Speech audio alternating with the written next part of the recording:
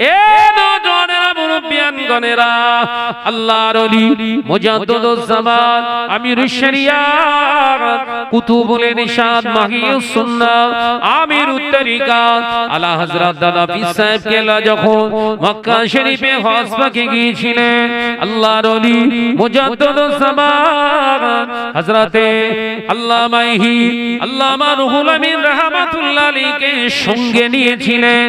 এ নওজওয়ানেরা মুরব্বিয়ান গণেরা মক্কা জমিনে বাদশা তিনি সংবাদ পেলেন মুজাদ্দিদুজ জামান ফুরফুরার মাগরিবে বাঙ্গালের পীর আবু বকর এবার হজ পাকে এসেছে। আল্লাহর ওলিকে দাওয়াত দিলেন। বাদশা নিজের ঘরেতে দুপুর বেলা খাওয়া দাওয়ার অ্যারেঞ্জ করলেন। মুজাদ্দিদুজ জামান বললেন, ও বাদশার লোকেরা তোমরা যাও বাদশাকে বলে দিও আমি আবু বকর দাওয়াতটা গ্রহণ করতে পারলাম না, তার কারণ আমি আবু বকর একা আমি শুধু হজে আসিনি, আমার সঙ্গে 1400 মুসল্লি বাংলা জমিন থেকে এসেছে। যদি দাওয়াত দিতে হয় 1400 হাজীকেই দাওয়াত দেয়া লাগবে। আমি একা হজে আসিনি তো একা দাওয়াত দিলে যাও না, এটা হচ্ছে রাসূলের সুন্নাত, হাদিস আছে। হযরত আবু আইয়ুব আল আনসারী রাদিয়াল্লাহু তাআলা আনহু একদিন নবী পাক সাল্লাল্লাহু আলাইহি ওয়াসাল্লামকে বললেন, হুজুর ইয়া রাসূলুল্লাহ দুপুর বেলা আমার বাড়িতে আজকে আপনার খাওয়ার দাওয়াত থাকলো, আমন্ত্রণ নিমন্ত্রণ দিলাম।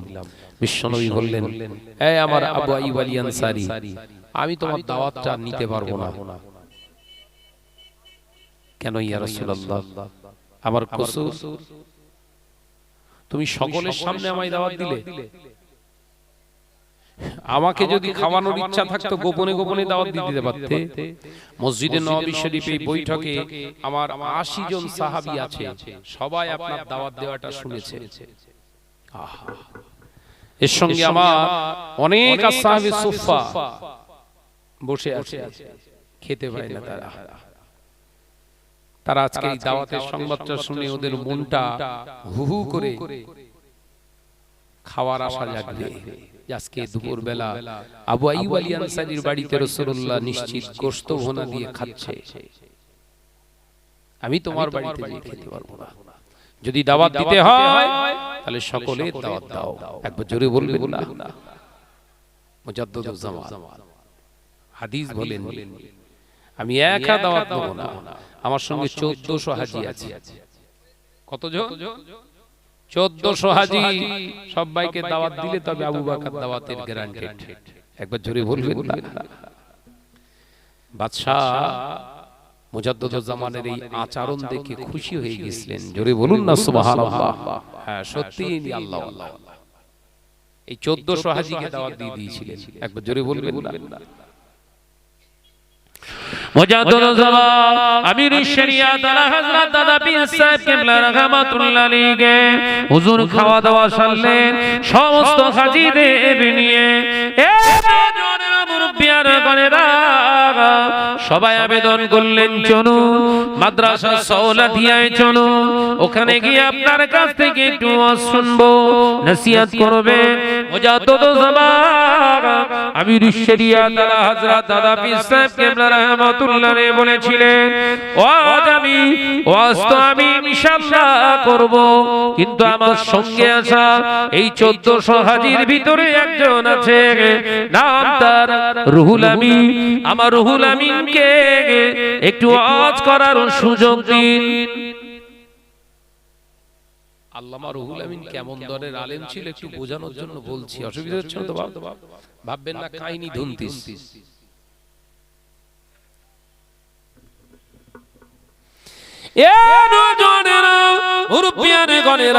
ছেলেরা বাচ্চারা পর্দার সিনা মা ও বোনেরা আল্লাহর ওলি মুজাদ্দিদুজ জামানের কথা শুনে আরবের বড় বড় মক্কা শহরের শায়েখরা, বড় বড় মুহাদ্দিস মুসান্নিফিরা, বড় মুফাক্কির আলিম দ্বীন, বড় তাফসীর মুফাসসিরে কোরআন মুহাদ্দিসগণ সকলে বললেন, না আমরা কোন রুহুল আমিনকে চিনি না, আমরা রুহুল আমিনের কাছ থেকেও শুনবো না। এ দুজনেরা মুরব্বিয়ান গণেরা মুজাদ্দিদুজ জামানা আবারও রিপিট করলেন, ও আল্লাহর বান্দারা, আমার রুহুল আমিনকে বেশি সময় দিতে হবে না, 10টা মিনিট একটু বক্তব্য দেওয়ার সুযোগ দিই।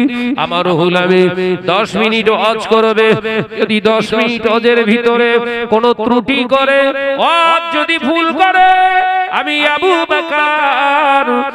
আবু বকর বলছি, আমার রুহুল আমিনকে নিয়ে নামিয়ে নিয়ে আসবো।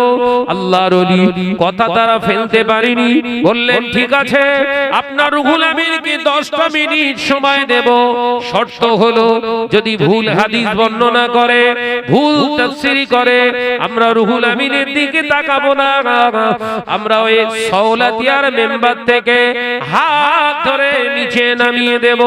মুজাদ্দিদুজ জামান মুচকে হেসে বলেছিলেন, আলহামদুলিল্লাহ, আপনাদের শর্তটা আমি আবু বকর মেনে নিলাম। কি পিচ্ছিলেন আর কি মুরিদ বুঝতে পেরেছেন? শর্ত কি? স্টেজে ওয়াজ করবে, ভুল বললি হাত ধরে লাগিয়ে দেবে, তার মানে কিরাম অপমান বুঝতে পেরেছেন তো?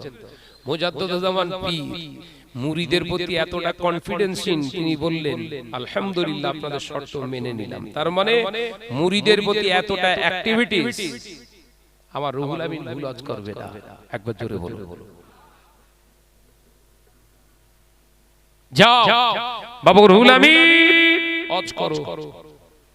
মুজাদ্দিদুজ জামানের সামনে দাঁড়িয়ে আল্লামা হিন্দ আল্লামা রুহুল আমিন রাহমাতুল্লাহ মাথাটা নত করে বললেন, হুজুর, আপনি আমার পীর, আপনি আমার জন্য একটু দোয়া করেন। কি পীরের মেনেছে তারা! 25,000 কিতাবের আলেম, 18,000 হাদিসের হাফেজ, মুজাদ্দিদুজ জামানের সামনে মাথাটা নত করে, হুজুর, আপনি দোয়া করেন আমার জন্য, আপনি তো আমার পীর। মুজাদ্দিদুজ জামান মাথার উপরে হাত রাখলেন। একবার জোরে বলুন, জোরে হবে না? মুজাদ্দিদুজ জামান আমিরুশ শরিয়াত আলা হযরত নবী সাহেব কিবলা রাহমাতুল্লাহ আলাইহি মাথার উপরে আল্লামা হুজুরের হাত রেখে বলেছিলেন, ও আমার গোলামি, মক্কা জমিনে এসেছো, মক্কা শরীফের জমিনে এসেছো, আমার নবী পাকের জন্মভূমিতে এসেছো, ও আমার গোলামি, নবীর দেশ বলে ভয় পেয়ে যেও না।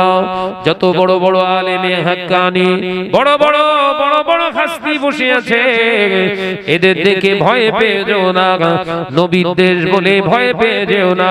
যাও বাবা রুহুল আমিন, আমি তোমার পীর, দোয়া করি, যাও সাওলাতিয়ার মেম্বারে দাঁড়িয়ে ঝড় তুলে দাও।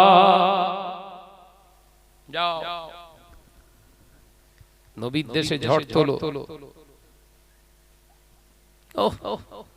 আল্লামা হুজুর গিয়ে সাওলাতিয়ার মেম্বারে ওয়াজ শুরু করলেন। সামনের দিকে তাকিয়ে, বাঁয়ে ডাঁয়ে তাকিয়ে ওয়াজ শুরু করলেন। একটানা 200 হাদিস বর্ণনা করলেন। দাড়ি কাটা, দাড়ি ছোট রাখা, দাড়ি চাচা, দাড়ি মুন্ডন করা, এর ফল কি হবে, এর উপরে হাদিস বর্ণনা করলেন। আবার দাড়ি রাখার ফজিলত বর্ণনা করলেন। শুধু দাড়ির উপরে ওয়াজ করলেন, একটা দুটো হাদিস দিয়ে নয়, 200 হাদিস বর্ণনা করলেন। জোরে বলুন সুবহানাল্লাহ। আল্লামা হিন্দ আল্লামা রুহুল আমিন রাহমাতুল্লাহ আলাইহি হুজুর ওয়াজ বন্ধ করে দিয়েছে। বড় বড় বড় বড় শায়েখেরা, বড় বড় মুফতিরা, বড় বড় বড় বড় মুহাদ্দিসিরা, বড় বড় মুফাসসিরে কোরআন, মুসান্নিফিরা চোখ ভরা পানি নিয়ে বলেছিলেন, ও ভাই রুহুল আমিন, ওয়াজ আপনি বন্ধ করবেন না, হাদিস বর্ণনা আপনি বন্ধ করবেন না, হাদিস বলুন। আজকে আপনার জবান দিয়ে হাদিস মোবারক গুলো শুনছি, আমাদের চক্ষু দুটো খুলে যাচ্ছে। ও ভাই রুহুল আমিন, আপনি ওয়াজ করুন। আল্লামা রুহুল আমিন রাহমাতুল্লাহ আলাইহি আবার তিনি ওয়াজ শুরু করে দিলেন। এবার ওয়াজ করলেন তামাক খাওয়া, ধূমপান করা কতটা শরীয়ত বিরোধী কাজ, এর উপরে তিনি একটা না আবার তিনি 100 আপনার 150 হাদিস বর্ণনা করলেন। টোটাল 4 ঘন্টার অধিক 350 কানা দুটো সাবজেক্টের উপরে ওয়াজ করলে, হাদিস বর্ণনা করলেন। আল্লামা হুজুর যখন সালাতিয়ার মেম্বার থেকে নিচে নামলেন, সমস্ত শায়েখেরা মুহাদ্দিসেরা আল্লামা হুজুরকে জড়িয়ে ধরে হাও হাও করে কেঁদে বলেছিলেন, আপনি শুধু রুহুল আমিন নন, আপনি হলেন শেরে মাগরিবে বাঙ্গালে রুহুল আমিন। পশ্চিমবঙ্গের বাঘ আপনি। আল্লামা রুহুল আমিন রাহমাতুল্লাহ আলাইহি হুজুরকে প্রশ্ন করেছিলেন, ও ভাই রুহুল আমিন, আমরা তো আপনাকে ওয়াজ করতে নিষেধ করিনি, বারণ করিনি, হঠাৎ 200 হাদিস বর্ণনা করে বন্ধ করে দিলেন কেন? আল্লামা হুজুর চোখ ভরা পানি নিয়ে বলেছিলেন, ও নবী পাকের দেশের আলেমেরা, ও নবী পাকের দেশের আলেমেরা, আমি রুহুল আমিন যখন ওয়াজ করতেছিলাম, হাদিস বর্ণনা করছিলাম, 200 হাদিস বর্ণনা করার পরে আমি যখন চোখ দুটো খুললাম, আমি দেখলাম আমার ডান পাশে দয়ার নবী রাহমাতাল লিল আলামিন দাঁড়িয়ে রয়েছে। আমার নবীকে দেখে আমি ওয়াজ বন্ধ করে দিলাম। আমার দয়ার নবী আমাকে ইশারা করে বললেন, বাবা রুহুল আমিন, ভয় পেও না বাবা, দাড়ি কাটার বিরুদ্ধে তুমি যে হাদিসগুলো বর্ণনা করছো, এই হাদিস বর্ণনার জন্য যদি সমস্ত আলেমেরা তোমার বিরোধিতা করে, ও বাবা রুহুল আমিন, সমস্ত আরবের মানুষগুলো যদি তোমার ঠিক হয়ে যায়, তোমার পাশে কেউ যদি না দাঁড়ায়, বাবা রুহুল আমিন তুমি ভয় পেও না, আমি রাসূলুল্লাহ তোমার পাশে দাঁড়ালাম। আল্লাহ নবী অনুমতি দেওয়ার পরে আমি রুহুল আমিন আবার শুরু করেছি। ওই সময় আরবের বড় বড় মুহাদ্দিসিন আল্লামা হুজুরকে জড়িয়ে ধরে বলেছিলেন, ভাই রুহুল আমিন, আপনি যখন ওয়াজ করছিলেন, আল্লাহর কসম করে বলি, হাদিসগুলো বর্ণনা করা দেখে আমরা ভাবছিলাম এই হাদিসগুলো আমার রুহুল আমিন ভাই বলছে না, স্বয়ং যেন রাসূলুল্লাহর জবান মোবারক থেকে শুনছি। আমি সেই আলেমের কিতাবের নাম করলাম, কিতাবটার নাম কি বলেছি? কালিমাতুল কুফর। কিতাবটার নাম কি বললাম? কালিমাতুল কুফরের কিতাব এসেছে। যদি কেউ নবীকে ভিখারির বাচ্চা বলে, ও মুসলমান, যত বড় জুব্বাওয়ালা হোক না কেন, ও মুসলমান না, ও হলো কাফের।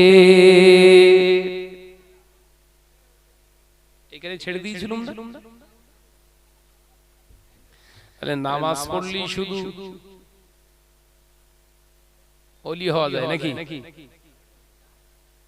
কথা বলেন না কেন? নামাজ পড়লে ওলি হতে পারবেন না, রোজা করলে ওলি হতে পারবেন না, হজ করলেও ওলি হতে পারবেন না, যাকাত দিলেও ওলি হতে পারবেন না। শর্ত ওয়াহিদা, যেটা খাবেন হালাল খানা খেতে হবে। কি খেতে হবে?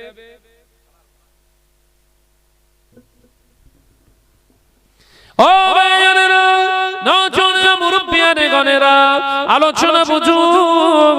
আল্লাহ নবী বললেন, তাহলে একই রেট ঈমান আপনার থাকলো, এবার নামাজ আদায় করতে যাচ্ছেন, শরীয়ত বলছেন নামাজ হবে না।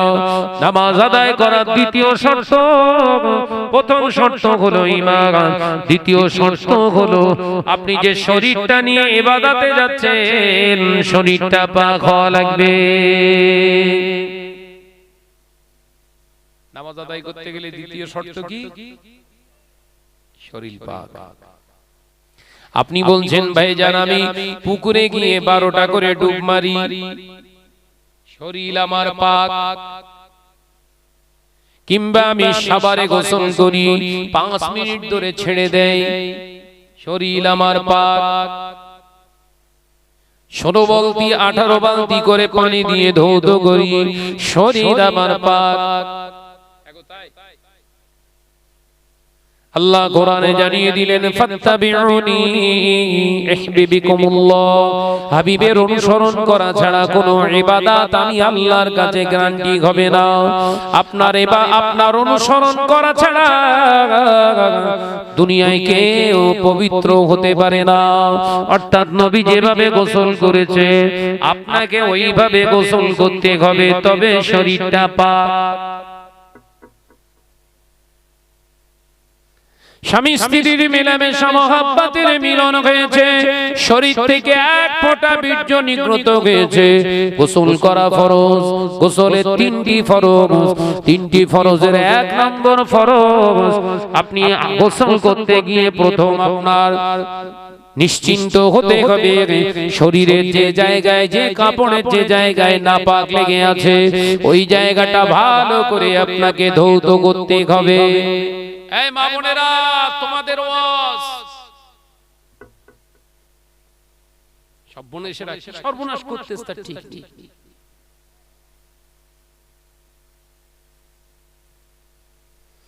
ফরজ গোসল করতে গেলে আগে গিয়ে যে সব জায়গায় নাপাক লেগে থাকবে সেই জায়গাগুলো আগে ধুয়ে ফেলতে হবে। ধুয়ে ফেলে বিসমিল্লাহ বলে গোসল শুরু করেন। 1 নাম্বার ফরজ, বিসমিল্লাহ বলে মুখে পানি দিয়ে গালগালা করুন একবার। একবার করা হলো ফরজ। আল্লাহ নবী বললেন না আমি একবার করিনি, আমি নবী 3 বার গড়গড় করেছি। আমি রাসূলুল্লাহ এই জন্য 3 বার করলাম, আমার অবুজ উম্মত তো পারবে না, তাই একবারে ফরজ আদায় না করতে পারলে ওর গোসল সেই হবে না। আমার উম্মতের জন্য সহজ করে দিলাম, একবার গড়গড়া করা ফরজ, 3 বার গড়গড়া করা আমি রাসূলুল্লাহর সুন্নাত। আমার সুন্নত থাকে যেখানে সন্দেহ নাই সেখানে। 2য় নম্বর ফরজ, বুঝতেছেন তো? 2য় নম্বর ফরজ আল্লাহ নবী পাক জবানে জানিয়ে দিলেন, আবার হাতে পানি নিয়ে নাকেতে পানি দিয়ে ধৌত করো। কত দূর? শক্ত হাড্ডি পর্যন্ত পানি দিয়ে একবার ধৌত করা হলো ফরজ। আল্লাহ নবী বললেন না একবার ধুইও না। উম্মত, আল্লাহ আমাদের বড় মহব্বত করে দুনিয়ায় পাঠিয়েছে। আল্লাহ আমাদের নাকের ছিদ্রের ভিতরে ছোট ছোট ছোট ছোট পশম দান করেছে, কারণ আমার বান্দা যখন অক্সিজেন নেবে বাতাসের সঙ্গে হয়তো ধুলো বালি ঢুকে যাবে, সরাসরি গিয়ে লাংসের উপরে ফুসফুসের উপরে অ্যাটাক হবে, আমার উম্মাত উম্মতির ক্ষতি হবে। তাই আমার আল্লাহ পাক আল্লাহ তাআলা বান্দা বান্দির প্রতি দয়া দেখিয়ে তিনি নাকের ভিতরে ছোট ছোট ছোট ছোট ছোট ছোট পশম দান করেছে, যাতে বাতাসের ধুলি কণাগুলো আমি আল্লাহর কুদরতি ইশারায় ওই নাকের ফিল্টার নামক পশমে যেন আটকে যায়। তাই আমি রাসূলুল্লাহ সাল্লাল্লাহু আলাইহি ওয়াসাল্লাম একবার পানি দিয়ে বুড়ো আঙুল আর কেড়ি আঙুল, যেটা বৃদ্ধাঙ্গুলি কনিষ্ঠ আঙুল বলে, 2টো আঙুল দিয়ে ভালো করে নাকটাকে ঘষে নিয়ে আবার 2 বার করে ধৌত করে নাকটাকে একবার ঝেড়ে পরিষ্কার করা। এই 3 বার ধৌত করা নাক আমি নবী সুন্নাত। ও আমার উম্মত উম্মতেরা, আমার সুন্নাত থাকে যেখানে আল্লাহ রহমত আসে সেখানে। 3য় নম্বর ফরজ, ও পর্দার আসি না মা বোনেরা, মাথা থেকে পায়ের তালু নিচ পর্যন্ত এমন ভাবে ধৌত করো যেন একটা পশমের গোড়া যেন ফাঁক না রয়ে যায়, এমন ভাবে একবার ধৌত করো সমস্ত চেহারাটা যেন ধোয়া হয়ে যায়, অল বডি কমপ্লিট। আমি রাসূলুল্লাহ দেখলাম একবার ধৌত করলে হয়তো সমস্ত শরীরটা ধৌত হবে না, তাই আমি একবার পানি দিয়ে গোটা শরীরটা একবার ভালো করে মেজে ঘষে ডলে সমস্ত জায়গায় পানি পৌঁছে দিয়ে আবার দুবার করে পানি ঢাললাম, তিনবার করে ধৌত করা আমার সুন্নাত। আমি নবী বলছি আমার সুন্নাত থাকে যেখানে আল্লাহ রাজি সেখানে। নারে তাকবীর। গোসল হয়ে গেল, তাহলে ঈমান সলিড, শরীরটাও সলিড। এবার নামাজ পড়লে নামাজ হবে তো? শরীয়ত বলছে হবে না।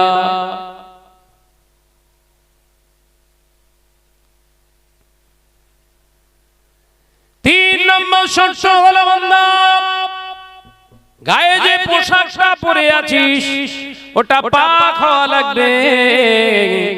তোর বস্ত্র যদি না পাক হয় নামাজ হবে না।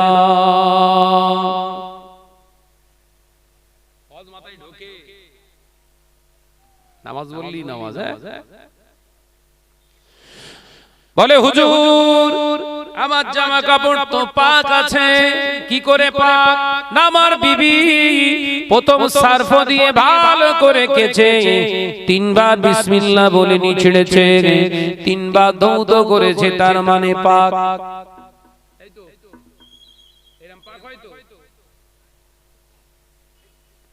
তিনবার ধৌত করলে সব জিনিস পাক হয় না বাবা। যেমন শূকরের চামড়া, কুকুরের চামড়া 1000 বার ধৌত করলে কি পাক হবে?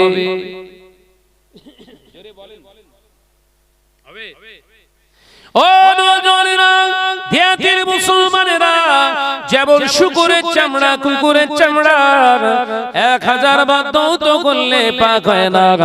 সুদের টাকা, ঘুষের টাকা, মেরে নেওয়া টাকা, কেড়ে নেওয়া টাকা, লটারি কাটা টাকা, জুয়া খেলা টাকায় জুব্বা কাটিয়ে ঘুরছো, ওটা 1000 বার ধৌত করলে ও পাক হবে না। এবার প্রথম হচ্ছে ওদের নাকি?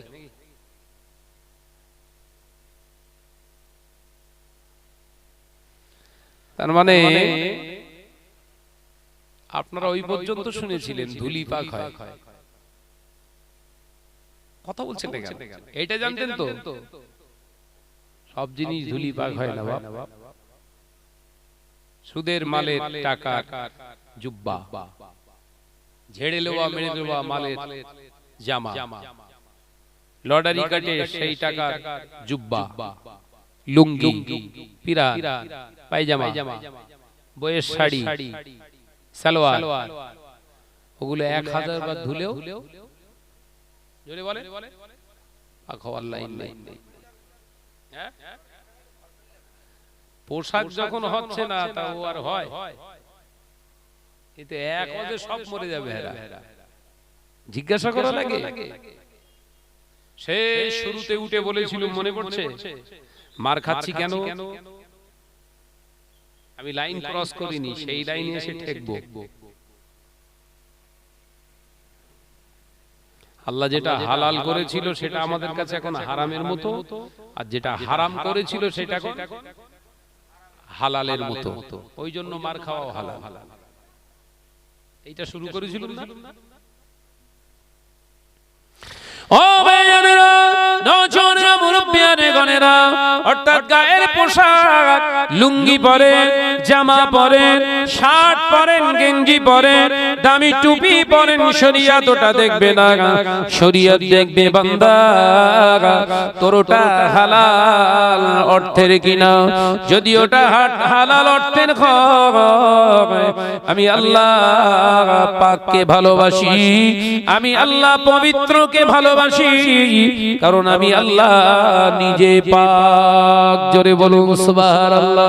ও বাবাজিরা, সোনা মানিকেরা, শরীয়ত এবার বলছে ওই হালাল টাকার পোশাকে যদি পেশাবের ছিটা লেগে যায়, শরীরের নাপাকে ছিটে লেগে যায়, তখন ওই পোশাকটা 3 বার ধৌত করলে আবার পাক হয়ে যাবে। কারণ আগে ছিল পাক, নাপাক হয়ে যাবার কারণে, নাপাক লেগে যাবার কারণে নাপাক হয়েছে, তাই নাপাক ধুয়ে দিলে আবার পূর্বের অবস্থায় ফিরে যাবে। অর্থাৎ ওটা ছিল পাক, আবার হয়ে যাবে পাক। একবার জোরে হবে না? একদম পা পর্যন্ত জুব্বা মাথায় পাগড়ি বেঁধে ঘুরতেছে, হ্যাঁ, ঈদগাহ ময়দানে প্রথম কাতারে। বাপ রে বাপ, শয়তান পর্যন্ত ছুটে পালাচ্ছে দেখে, শয়তান ভয় খায়।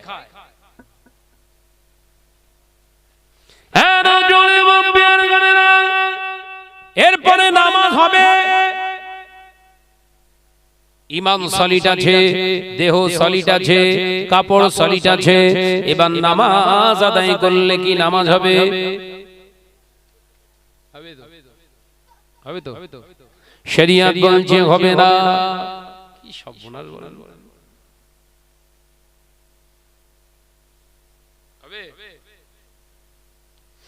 আল্লাহ নবী জানালেন, বান্দা আমার উম্মত উম্মতিরা, যে জায়গায় দাঁড়িয়ে নামাজ আদায় করবি ওই জায়গাটা যেন পাক হয়। জোরে বলুন, আরেকটু জোরে হয় না?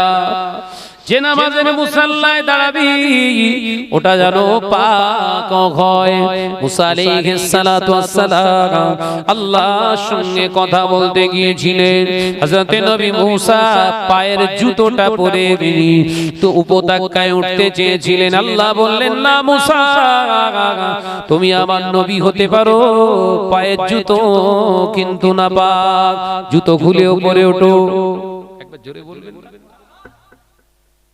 মাথায় ঢোকে না বোধহয়। মুসা আলাইহিস সালাম আল্লাহর সঙ্গে কথা বলতে গিয়েছিলেন, অর্থাৎ যে জায়গাটায় উনি উঠবেন ওই জায়গাটা পবিত্র আল্লাহ ঘোষণা করেছিলেন। একবার জোরে বলেন।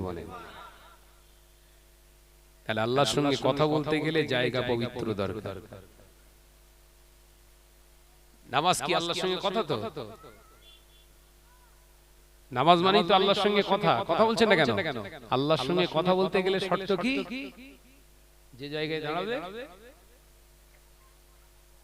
সুদখোরের টাকা টাইলস হলি হবে, ঝাড়া টাকায় মসজিদের মার্বেল লাগালি হবে।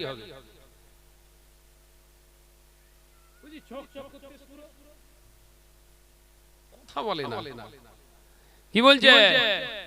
এই চক চক করছে না, ওরে সোনা চকচক করলেই সোনা হয় না, চকচক করলেই সোনা হয় না। চকচকে খুঁজিস নে। আমরা সবাই পাকা মুসলমান বলি আমাদের কপালে এরকম বজ্রাঘাত পড়তে সব। আল্লাহ পাকা মুসলমান পছন্দ করে না, পাক মুসলমান পছন্দ করে। কি মুসলমান? জোরে বল না রে বাপ। আল্লাহর কাছে পছন্দ হচ্ছে পাক মুসলমান, পাকা না। কারণ পাকা হলি না, পাকার পরের স্থান হচ্ছে পচা। বোঝাতে পারলাম না? ফল পেকে গেলে তার পরের স্থান কি? এখন সব আমরা পাকা মুসলমান, ওই জন্য পছন্দ ধরে সব কথা বলতে, ওই জন্যই তো পচতেছে। আর পচে গেলেই কেটে বাদ দিতে হয়। কথা বলে না কেন? ওই জন্য এসআইআর কেটে বাদ দিচ্ছে। এই ওয়াজ বুঝতে পারে না, পচা মুসলমান তো। এসআইআর হয়ে নাম মোল্লাদের বাদ দেবে কেন বুঝতে যাচ্ছেন? এই তো অরিজিনাল না, মাল সব ডুপ্লিকেট। ব্যানারটা ঠিক আছে, শাহনওয়াজ মন্ডল, ব্যানার উল্টো পিটিকে দেখি পাকা লটারি খোল।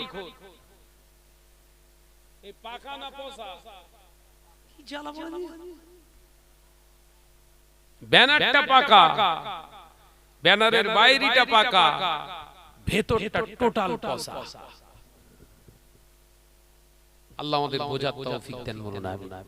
আর জোরে বল না রে বাবা আমিন। সাবধান হন। আমি সেই উঠেছি একটা আয়াতের উপরে ওয়াজ করে গেলাম। দুটো আয়াত লেগেছে, একটা আয়াতের তাফসীর করতে 2 ঘন্টা পাস হয়ে গেছে। তাই কোরআন বুঝুন খুব ধীর মস্তিষ্কে, যিনি বোঝাবেন তিনি যেন ভালো করে বোঝেন, বুঝে তাই বোঝান, তাহলে সমাজ ফিরবে, তার আগে না। শরীয়তের হুকুম এটাই, আপনি যে কটা আয়াত আপনি আয়াতের জ্ঞান আপনি লাভ করলেন, ওই জ্ঞানের উপরে আপনাকে নিজেকে ইস্তেকামাত দিতে হবে, দৃঢ়তার সঙ্গে আমল করতে হবে। আমল করার পরে এবার নসিহত দেন। আল্লাহ বললেন ওই আয়াতের ব্যাখ্যা মানুষের অন্তরে আসার করিয়ে দেব। একবার জোরে বলুন সুবহানাল্লাহ। পাঁচ হুজুর কেবলাও এরকম ওয়াজ করতেন, দাদা হুজুর পীর কেবলাও এরকম ওয়াজ করতেন, কিছু কিছু চাজান হুজুর কেবলাও এরকম ওয়াজ করেন। আমরা যারা ওয়াজ করছি 2 ঘন্টার ওয়াজ হচ্ছে, 10 মিনিটের আমল নেই। ওই জন্য যত ওয়াজ হচ্ছে জলসা মাহফিল সুদ করে রাখা করে বেটতে সব।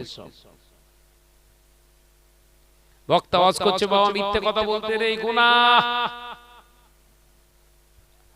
বক্তার কাছে ফোন করে কমিটি জিজ্ঞাসা করছে, ভাইজান কদ্দূর? আরে এই তো কাজে চলে এসেছি গো।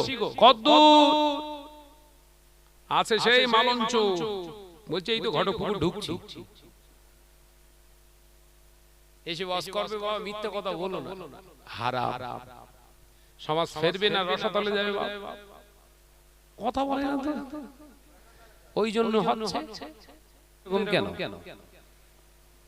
একটু প্রাণ খুলে পড়ি আল্লাহুম্মা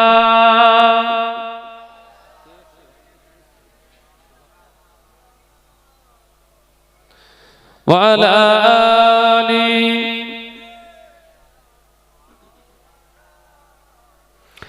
একদিন তোমারি নাম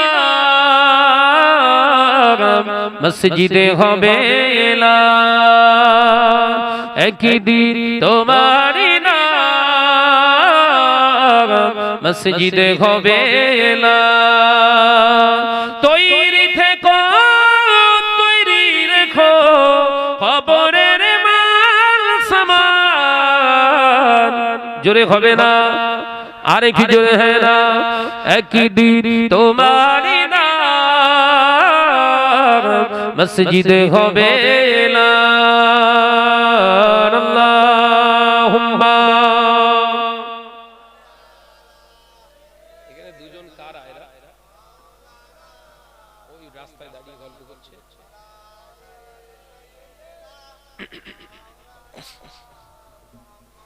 বন্ধু সুজন আত্মীয় পরিজন পরিয়ে তোমার নতুন কাফন। বন্ধু সুজন আত্মীয় পরিজন পরিয়ে তোমার নতুন কাফন।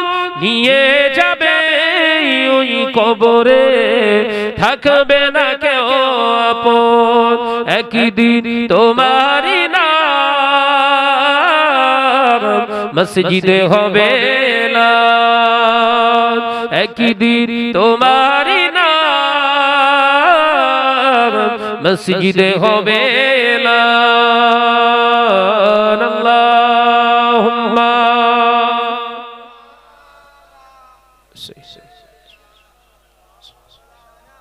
আওয়াজ দিয়ে পড়ো, প্রাণ খুলে পড়ি। ওয়া আলা আলি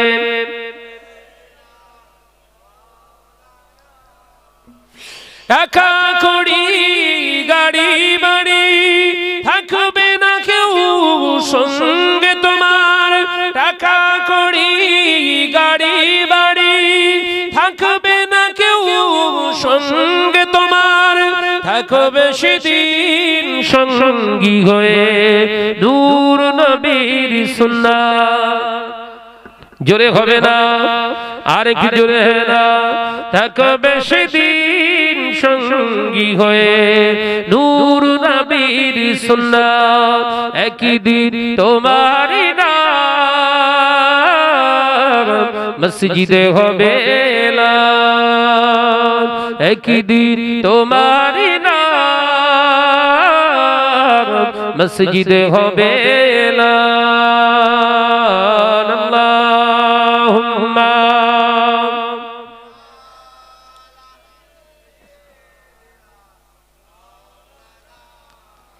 आवाज दे बड़े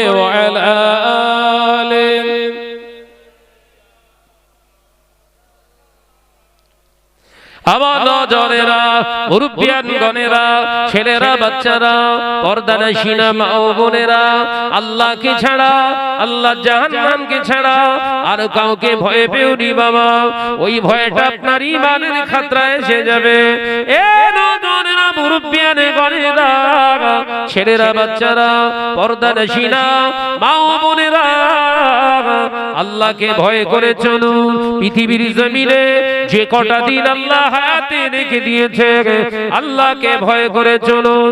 আল্লাহকে ভয় করে দুনিয়ার জমিনে চললে বাবা লস নয়, লস নয়। আপনি দুনিয়ার জমিনে আল্লাহকে ভয় করলে যেমন আল্লাহ পাক আপনাকে হেফাজতের দায়িত্ব নেবে। দুনিয়ার জমিন থেকে বিদায় হয়ে যাওয়ার পরে আপনাকে জান্নাতে পৌঁছে দেওয়ার দায়িত্ব আমার আল্লাহর হাবিব গ্রহণ করে নেবে। দুনিয়ার হেফাজতের মালিক আল্লাহ, আর আখিরাতে জান্নাতে পৌঁছে দেওয়ার মালিক হবে রাসূলুল্লাহ। একবার জোরে বলে, আল্লাহকে ছাড়া কাউকে ভয় পাবেন না।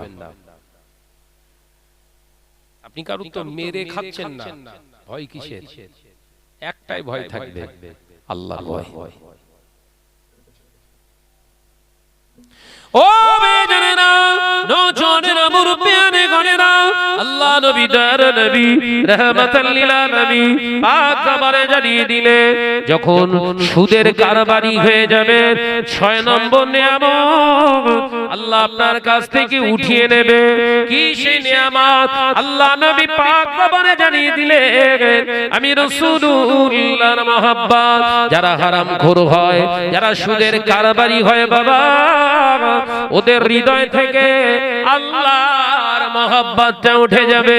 আল্লাহ নবীর মহব্বত ওদের অন্তরে থাকবে না। ও দাড়িওয়ালা হোক, টুপিওয়ালা হোক, নামাজি হোক, বড় জুব্বাধারী হোক, আর হাজী সাহেব হোক, ও যদি হারামখোর হয় ওর জবান দিয়ে নবীর আর সম্মান থাকবে না। ওর জবান দিয়ে রাসূলুল্লাহর অপমান করতে থাকবে। এ সোনামানিকেরা, নওজোয়ানেরা, মুরব্বিয়ান গণেরা, আজকে সমাজে দেখতে সেটাই তো পায়। অনেক নামাজি মুসল্লি আছে, তারা বলে নবী আমাদেরই মতো মানুষ। অনেকেই আবার মুসল্লি নামাজি, তারা দাড়ি রেখে জুব্বা পরে বলে নবী আমাদেরই মতো মানুষ, নবী আমাদেরই মতো মানুষ, নবী আমাদেরই মতো মানুষ। অনেক আবার দাড়িওয়ালা, টুপিওয়ালা, জুব্বাওয়ালা স্টেজে ওয়াজ করতে করতে বলে না নবী তিনি ভিখারির বাচ্চা ছিলেন। আল্লাহ নবী সম্পর্কে তারা বলে নবী নাকি রাখাল ছিলেন। আল্লাহ নবী সম্পর্কে তারা বলে নবী নাকি মুটেগিরি করতেন, কুলিগিরি করতেন। এ সোনামানিকেরা, এ দাড়িওয়ালা, টুপিওয়ালা, মাওলানা হোক না কেন, এর জবান দিয়ে যখন এই কথাগুলো আপনি শুনবেন, চোখ বন্ধ করে ধরে নেবেন ও হলো হারামখোর। কি বললাম? ও হলো 1 নম্বরের হারামখোর। সাহাবায়ে কেরামরা বলার সাহস পায়নি নবী আমাদের মতো ছিলেন। একটা হাদিসের রেফারেন্স দিতে পারবেন না, আই ক্যান চ্যালেঞ্জ। নবী সাহাবীরা নবীকে জীবনে কোনোদিন নিজেদের মতো ভাবতেন না। বলুন সুবহানাল্লাহ। আজকে 3 দিনের মুসল্লি বলে, এর কপালে কি বাস পড়েছে বলেন? বশির আল্লামা হুজুরের মতো একজন বিদগ্ধ আলেম, 25,000 শরীয়তের কিতাব পড়ে যিনি আলেম হয়েছে, 18,000 রাসূলুল্লাহর হাদিস যিনি মুখস্থ করেছিলেন, তিনি বলতে পারলেন না নবী আমার মতো। এই 3 দিন নামাজ পড়ে কপাল কালো না করে বলতেছ না আমাদের মতো। এ আমার আলোচনা বুঝছেন?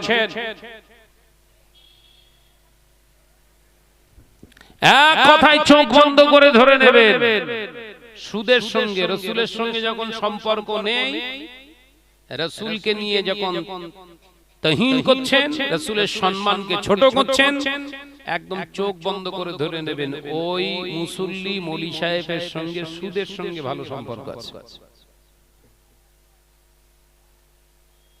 বোঝাতে পারলাম না বোধহয়? আজকে সমাজে বহু এরকম স্টেজধারী কিছু বক্তা বেরিয়েছে, তারা ওয়াজ করতে করতে বলছে এই কথাগুলো, বলছে না নবীরা নাকি ভিখারির বাচ্চা ছিলেন, নাউজুবিল্লাহ বলে। আপনি একটা হাদিসের কিতাব বাদ দেন, কোন পৃথিবীর কিতাবে দেখাতে পারবেন যে আল্লাহ রাসূল কারুর কাছ থেকে চেয়ে খেয়েছেন? তার আব্বা জানেন নাম আব্দুল্লাহ রাদিয়াল্লাহু তাআলা, তিনি কোনদিন চেয়ে খেয়েছেন? পারবেন? কিয়ামত পর্যন্ত টাইম দিয়ে গেলাম। নিজে মেহনত করে জীবন চালিয়েছেন, ব্যবসা করতে গিয়ে জান দিয়ে দিয়েছে, ভিক্ষে করে খাননি। এ বক্তা বলে কি আর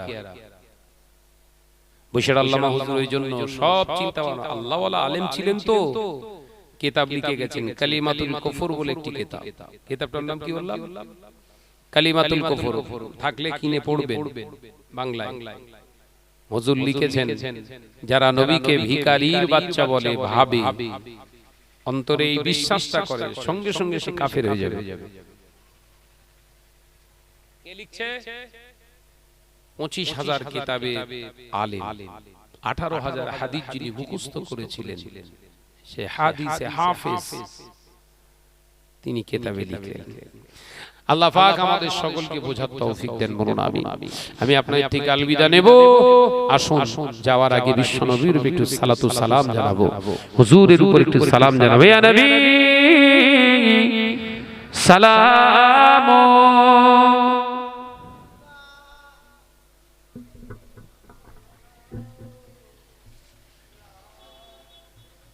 আসে তো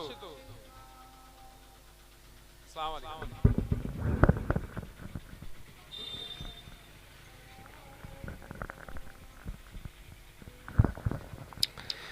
طلع البدر علينا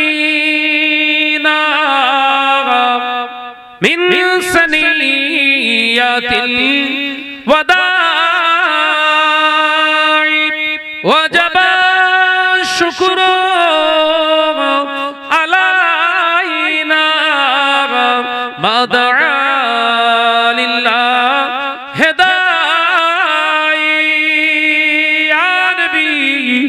سلام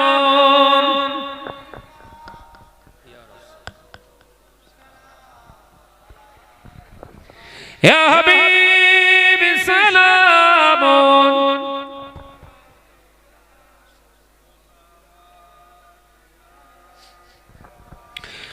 مدينة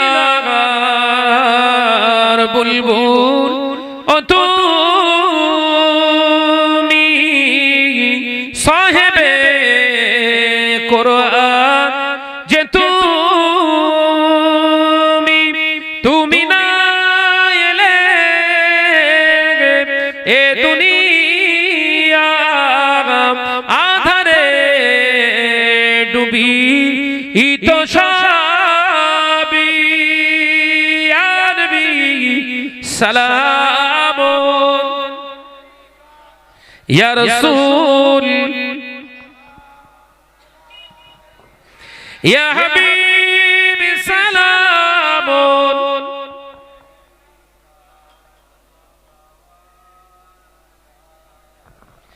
لو سلام প্রাণের ও পয়গম্বর লৌটে কে মদিনা মাঝার আমরা যে বড়ই গুনাহগার দেখিব রোজা আজ আপনার। ইয়া নবী সালাম ইয়া রাসূল সালাম ইয়া হাবিবি সালাম আলাইকা সালাওয়াতুল্লাহ ওয়া আলাইকা ইয়া রাব্বি সাল্লাল্লাহু আলাইহি ওয়াসাল্লাম। মুহাব্বতের সঙ্গে দরুদ আল্লাহুম্মা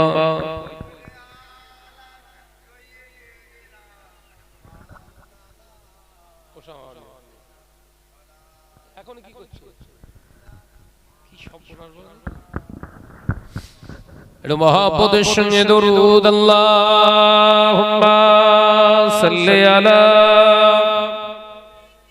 একটু আওয়াজ দিয়ে পড়ো বাপ, আওয়াজ দিয়ে পড়ো। ওয়া আলা আলি,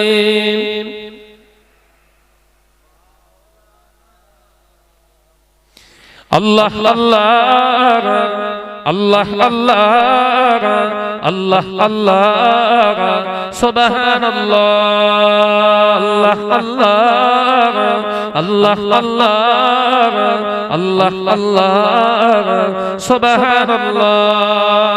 ইয়া রহমানু ইয়া রহিমু ইয়া মালিকু ইয়া কুদ্দুস, আল্লাহ আল্লাহ আল্লাহ আল্লাহ আল্লাহ আল্লাহ সুবহানাল্লাহ। জমিন ও আসমান যা কিছু আছে, জমিন ও আসমানে যা কিছু আছে, রবের নামে তাসবিহ পড়ে, জোরে হবে না সুবহানাল্লাহ, আর কি জোরে হয় না, আল্লাহ আল্লাহ আল্লাহ আল্লাহ আল্লাহ আল্লাহ সুবহানাল্লাহ, জোরে জোরে লা ইলাহা ইল্লাল্লাহ। আওয়াজ দেন, আওয়াজ দেন, লা ইলাহা ইল্লাল্লাহ। রাতের আকাশে তারকার ভাসে, রাতের আকাশে তারকার ভাসে, আল্লাহর নামে জিকির করে, আল্লাহ আল্লাহ আল্লাহ আল্লাহ আল্লাহ আল্লাহ সুবহানাল্লাহ। জোরে বলবেন না সুবহানাল্লাহ, আর একটু জোরে হয় না সুবহানাল্লাহ, আল্লাহ আল্লাহ আল্লাহ আল্লাহ আল্লাহ আল্লাহ সুবহানাল্লাহ। পাহাড় ঝরনা ঝরে ঝরে যায়, পাহাড় ঝরনা ঝরে ঝরে যায়, রবের নামে তাসবিহ পড়ে, আল্লাহ আল্লাহ আল্লাহ আল্লাহ আল্লাহ আল্লাহ সুবহানাল্লাহ, জোরে জোরে লা ইলাহা ইল্লাল্লাহ। আওয়াজ দেন, আওয়াজ দেন, লা ইলাহা।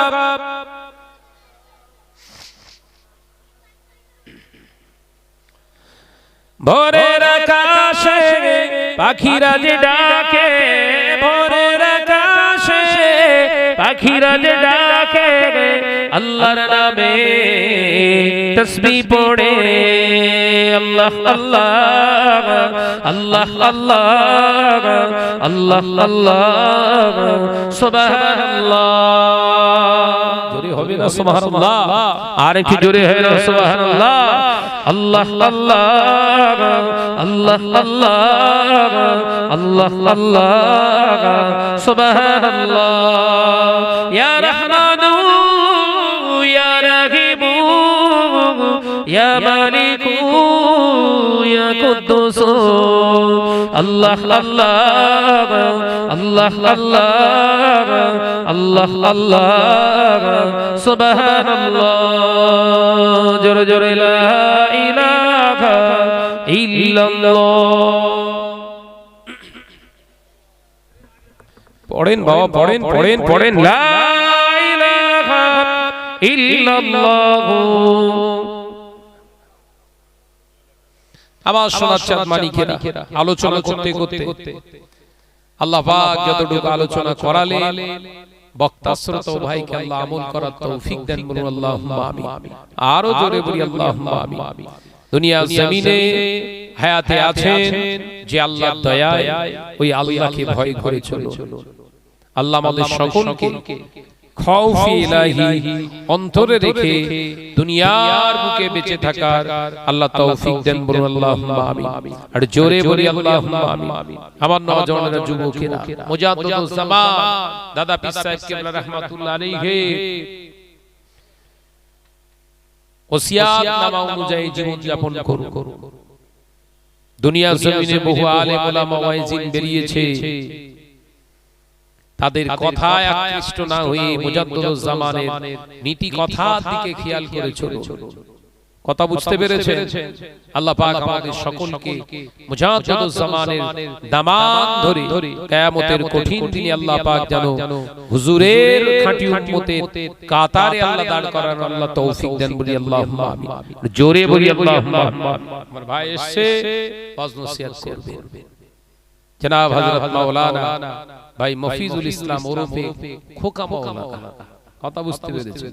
খুব সুন্দর আলোচনা রাখেন, ওয়াজ নসিহত করবেন। তাকবীর দেন, নারে তাকবীর। এটো আওয়াজ দেই বাবা, নারে তাকবীর। সিলসিলা হক মুজাদ্দিদুজ জামান, মুজাদ্দিদুজ জামানের হক সিলসিলা, নারে তাকবীর। আসসালামু আলাইকুম ওয়া রাহমাতুল্লাহি ওয়া বারাকাতুহু। দরুদ শরীফ আল্লাহুম্মা